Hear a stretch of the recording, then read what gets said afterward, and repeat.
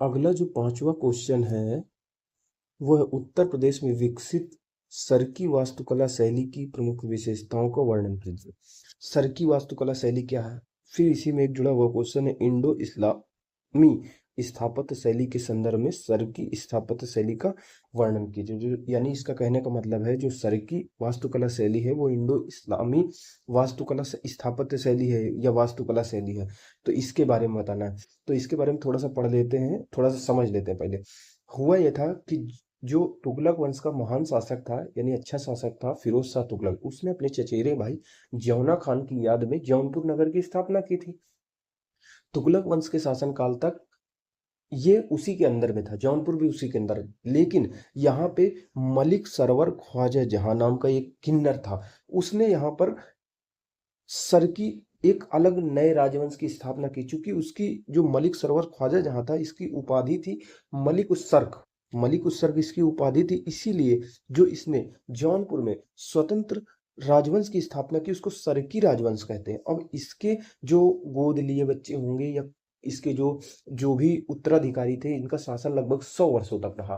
तो इस समय इन्होंने कलाकारों को, वास्तुकारों को, कला को बहुत ज्यादा संरक्षण प्रदान किया। इस समय बहुत ज्यादा इसका विकास दिखाई देता है और एक नई स्थापत्य कला के क्षेत्र में एक नई शैली का विकास हुआ समझ में आता है। ठीक है, तो इसकी जो सरकी स्थापत्य शैली की मुख्य विशेषताएं क्या है कि इसकी विशेषताएं यही हैं कि इसमें हिंदू नहीं, इंडो इंडो इस्लामी वास्तुकला शैली है, यानी भारतीय और इस्लामी वास्तुकला शैली का मिली हुई है। इसकी प्रमुख विशेषताएं क्या है कि इसमें हिंदू और इस्लामी शैलियों का बेहतर समन्वय दिखाई देता है। यहाँ पे मीनारें नहीं दिखाई देती, जैसे ताजमहल में जाओ तो बगल में बड़ी बड़ी मीनारें नहीं लगती हैं, बीच में ताजमहल है, चार तरफ मीनारें हैं, तो वो इसमें यहाँ पे मीनारें नहीं है। स्तंभ जो भी बनाए गए, चौकोर बनाए गए, दहलीज छोटी बनाई गई है।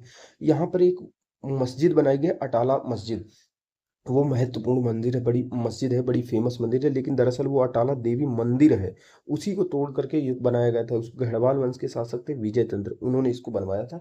बाद में सरकी शासकों ने इसको तोड़ करके मस्जिद में कन्वर्ट कर दिया था। यहाँ पे मेहराब के साथ आयताकार जो मेहराबें होती हैं, जैसे मेहराब ये देख लो, ये मेहराब हो गया। आपने देखा होगा जैसे ताजमहल गए होंगे या कोई भी लाल किला गए होंगे तो ये देखे होंगे, ये प्रवेश द्वार के पास ये होता था।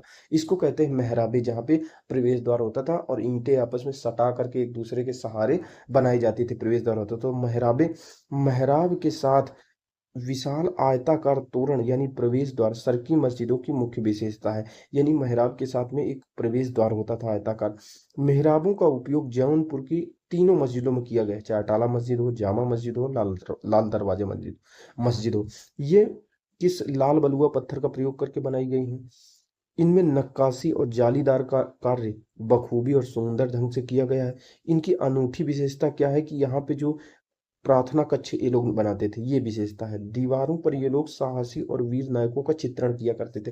तो ये विशेषता है कि यहाँ पे इनकी क्या विशेषता है। सबसे पहली विशेषता है कि ये लोग प्रार्थना कक्ष बनवाते थे, दीवारों पर साहसी और वीर नायकों का चित्रण किया करते थे, लाल बलुआ पत्थर का प्रयोग करके बनाते थे।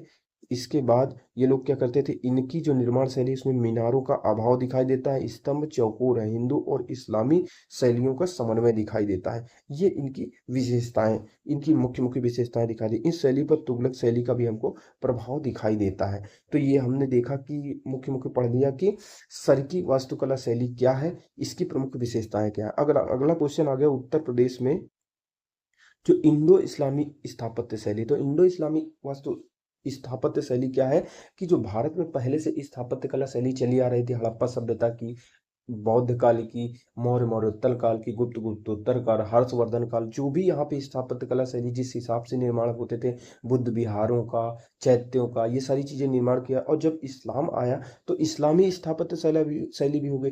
इन दोनों को मिलाकर जो शैलियां बनी उनको इंडो इस्लामी वास्तुकला शैली कहते हैं। तो उत्तर प्रदेश में इसका निर्माण कहाँ हुआ था? सबसे पहले इल्तुतमिश ने इंडो इस्लामी वास्तुकला शैली के तहत निर्माण कार्य करना चालू किया। वो किया उन्होंने बदायूं में।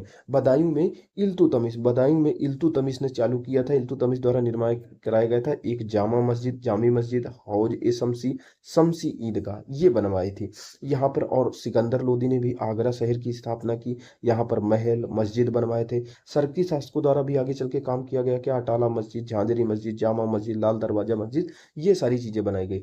तो अगर मुख्य मुख्य पढ़ लेते हैं तो ये कह रहा है सर की वास्तुकला शैली की विशेषताएं बताएं। सर की वास्तुकला शैली की विशेषताएं हम देख चुके हैं। फिर कह रहा है इंडो इस्लामी वास्तुकला शैली के संदर्भ में सर की स्थापत्य शैली की विशेषताओं को वर्णन करें। तो एक बार जल्दी से देख लेते हैं। उत्तर प्रदेश के जौनपुर में स्वतंत्र सरकी राजवंश की स्थापना मलिक सरवर ख्वाजा जहां ने कराया था, जिसकी उपाधि मलिक उस्सर्क थी। तो मलिक उस्सर्क होने के कारण सरकी राजवंश कहलाया। लगभग 100 वर्षों तक शासन करने वाले सरकी शासकों ने जौनपुर में हिंदू इस्लामी वास्तुकला शैली का समन्वय करते हुए, दोनों को मिलाते हुए इमारतों, मस्जिदों, मकबरों आदि का निर्माण कराया। सरकी शासकों ने स्थापत्य कला को बहुत अधिक प्रोत्साहन दिया। वस्तुतः अब बात करें इंडो इस्लामी वास्तुकला शैली के बारे में, थोड़ा सा बताते हैं कि इंडो इस्लामी शैली में निर्मित जो प्रथम इमारतों में बदायूं की जामा मस्जिद, हौज ए शमसी शमसी ईदगाह इल्तुतमिश द्वारा बनवाई गई थी। सिकंदर लोदी ने भी यहाँ काम कराया। ये उत्तर प्रदेश के संदर्भ में, सिकंदर लोदी ने आगरा शहर की स्थापना की और यहीं पर महल मस्जिद बनवाए। सरकी शासकों द्वारा जौनपुर में विस्तृत पैमाने पर निर्माण कार्य कराए गए, जैसे अटाला मस्जिद, झांझरी मस्जिद, जामी मस्जिद, लाल दरवाजा मस्जिद, ये हो गए। इसकी विशेषताएं क्या हो गई कि इसकी मुख्य विशेषताएं ये होती हैं कि इसकी मुख्य विशेषताएं अगर पढ़ने की बात आई तो मुख्य विशेषता देखते हैं कि ये इनमें मीनारों का अभाव दिखाई देता है। ठीक है, इनमें मीनारों का अभाव देखा है। लाल बलुआ पत्थर से निर्मित कराई गई थी। नक्काशी एवं जालीदार कार्य यहाँ पे कराया गया था। इनकी विशेषताएं क्या है कि इनकी दीवारों पर साहसी और वीर नायकों का चित्रण मिलता है और एक प्रार्थना कक्ष भी यहाँ पर बनाया जाता था। विशेष आयताकार तोरण द्वार होता था। मेहराब मीनारें होती थी, मीनारें नहीं होती थी लेकिन मेहराब होती थी। मीनार एक प्रवेश द्वार होता था। अब क्या क्या निर्माण कार्य कराया गया? लाल दरवाजा मस्जिद, अटाला मस्जिद, झांझरी मस्जिद, जामा मस्जिद, खालिस मुखालिस मस्जिद। इस प्रकार सरकी शासकों के संरक्षण में जौनपुर कला एवं सांस्कृतिक गतिविधियों का केंद्र बनकर सिराजे हिंद के नाम से प्रसिद्ध हुआ। बाद के समय में जौनपुर की इस शैली को पर्याप्त जब संरक्षण नहीं मिला, इसकी वजह से अधिक विकास नहीं हो पाया, फिर भी सरकी शासकों के निर्माण कर वर्तमान में भी अनूठी विशेषताएं प्रदर्शित करते